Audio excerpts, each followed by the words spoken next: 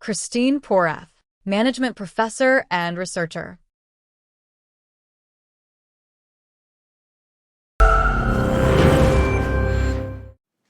Who do you want to be? It's a simple question, and whether you know it or not, you're answering it every day through your actions. This one question will define your professional success more than any other, because how you show up and treat people means everything. Either you lift people up by respecting them, making them feel valued, appreciated, and heard, or you hold people down by making them feel small, insulted, disregarded, or excluded. And who you choose to be means everything. I study the effects of incivility on people. What is incivility? It's disrespect or rudeness. It includes a lot of different behaviors, from mocking or belittling someone, to teasing people in ways that sting, to telling offensive jokes, to texting in meetings. And what's uncivil to one person may be absolutely fine to another. Take texting while someone's speaking to you. Some of us may find it rude, others may think it's absolutely civil. So it really depends. It's all in the eyes of the beholder and whether that person felt disrespected. We may not mean to make someone feel that way, but when we do, it has consequences. Over 22 years ago, I vividly recall walking into this stuffy hospital room. It was heartbreaking to see my dad, this strong, athletic, energetic guy, lying in the bed with electrodes strapped to his bare chest. What put him there was work-related stress.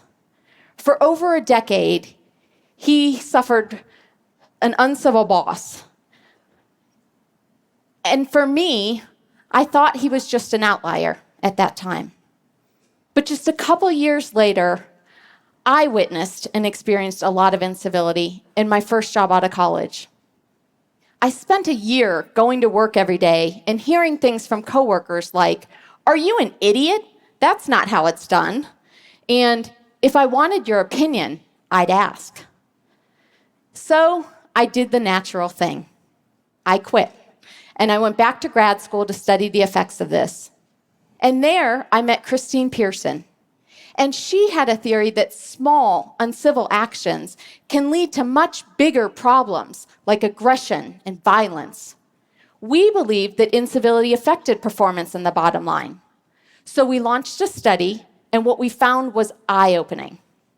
We sent a survey to business school alumni working in all different organizations, and we asked them to write a few sentences about one experience where they were treated rudely, disrespectfully, or insensitively, and to answer questions about how they reacted. One person told us about a boss that made insulting statements like, "That's kindergartner's work." And another tore up someone's work in front of the entire team. And what we found is that incivility made people less motivated. 66% cut back work efforts. 80% lost time worrying about what happened, and 12% left their job. And after we published these results, two things happened. One, we got calls from organizations. Cisco read about these numbers, took just a few of these, and estimated conservatively incivility was costing them $12 million a year. The second thing that happened was that we heard from others in our academic field who said, "Well, people are reporting this, but how can you really show it? Does people's performance really suffer?" I was curious about that too. With Amir Erez, I compared those that experience incivility to those that didn't experience incivility. And what we found is that those that experience incivility do actually function much worse. Okay, you may say, this makes sense. After all, it's natural that their performance suffers. But what about if you're not the one who experiences it? What if you just see or hear it? You're a witness. We wondered if it affected witnesses too. So we conducted studies where 5 participants would witness an experimenter act rudely to someone who arrived late to the study. The experimenter said, What is it with you? You arrive late, you're irresponsible. Look at you. How do you expect to hold a job in the real world? And in another study in a small group, we tested the effects of a peer insulting a group member. Now, what we found was really interesting because witnesses' performance decreased too, and not just marginally, quite significantly. Incivility is a bug. It's contagious, and we become carriers of it just by being around it. And this isn't confined to the workplace. We can catch this virus anywhere, at home, online, in schools, and in our communities. It affects our emotions, our motivation, our performance, and how we treat others. It even affects our attention and can take some of our brain power. And this happens not only if we experience incivility or we witness it. It can happen even if we just see or read rude words. Let me give you an example of what I mean. To test this, we gave people combinations of words to use to make a sentence. But we were very sneaky. Half the participants got a list with 15 words used to trigger rudeness: impolitely, interrupt, obnoxious, bother. Half the participants received a list of words with none of these rude triggers. And what we found was really surprising, because the people who got the rude words were 5 times more likely to miss information right in front of them on the computer screen. And as we continued this research, what we found is that those that read the rude words took longer to make decisions, to record their decisions, and they made significantly more errors. This can be a big deal, especially when it comes to life and death situations. Steve, a physician, told me about a doctor that he worked with who was never very respectful, especially to junior staff and nurses. But Steve told me about this one particular interaction where this doctor shouted at a medical team. Right after the interaction, the team gave the wrong dosage of medication to their patient. Steve said the information was right there on the chart, but somehow everyone on the team missed it. He said they lacked the attention or awareness to take it into account. Simple mistake, right? Well, that patient died. Researchers in Israel have actually shown that medical teams exposed to rudeness perform worse not only in all their diagnostics, but in all the procedures they did. This was mainly because the teams exposed to rudeness didn't share information as readily, and they stopped seeking help from their teammates. And I see this not only in medicine, but in all industries. So if incivility has such a huge cost, why do we still see so much of it? I was curious, so we surveyed people about this too. The number one reason is stress. People feel overwhelmed. The other reason that people are not more civil is because they're skeptical and even concerned about being civil or appearing nice. They believe they'll appear less leader-like. They wonder, do nice guys finish last? Or in other words, do jerks get ahead? It's easy to think so, especially when we see a few prominent examples that dominate the conversation. Well, it turns out in the long run, they don't.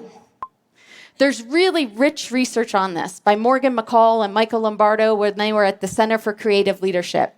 And they found the number one reason tied to executive failure was an insensitive, abrasive, or bullying style.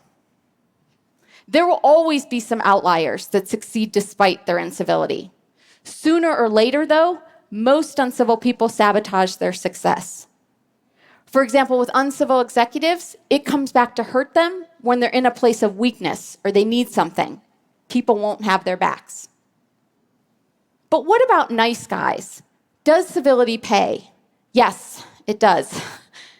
And being civil doesn't just mean that you're not a jerk.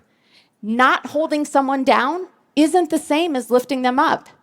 Being truly civil means doing the small things, like smiling and saying hello in the hallway, listening fully when someone's speaking to you. Now, you can have strong opinions, disagree, have conflict, or give negative feedback civilly. with respect. Some people call it radical candor, where you care personally, but you challenge directly. So yes, civility pays.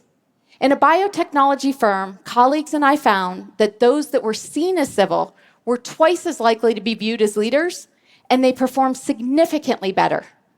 Why does civility pay? Because people see you as an important and a powerful, unique combination of two key characteristics: warm and competent, friendly and smart. In other words, being civil isn't just about motivating others, it's about you.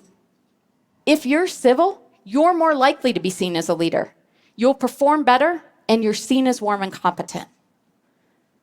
But there's an even bigger story about how civility pays, and it ties to one of the most important questions around leadership. What do people want most from their leaders? We took data from over 20,000 employees around the world, and we found the answer was simple: respect. Being treated with respect was more important than recognition and appreciation, useful feedback, even opportunities for learning. Those that felt respected were healthier, more focused, more likely to stay with their organization, and far more engaged. So where do you start? How can you lift people up and make people feel respected? Well, the nice thing is it doesn't require a huge shift. Small things can make a big difference.